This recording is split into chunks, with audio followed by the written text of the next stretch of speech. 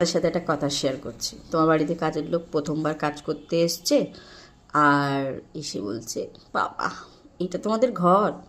হুম। আমি বাবা 1 মিনিটে সব পরিষ্কার করে ফেলি। এসে প্রথম দিন তোমার ঘরে ধুল যেখানে আছে সব সুন্দর, আর তুমি ভাবছো যে বাহ বেশ ভালো কাজের লোক পেয়েছি। তো 2 দিন কি 3 দিন পর দেখা যাবে ধুলো ধুলোর জায়গায় রয়েছে, কিন্তু সে দেখতে আর পাচ্ছে না।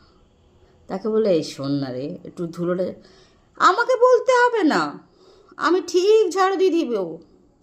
আমি আমার কাজের মতো কাজ কেউ করতেই পারে না। হুম, করে দেখাও তো, তুমিও পারবে না। ঠিক বললো না ভুল বললাম? কি কি অভিজ্ঞতা!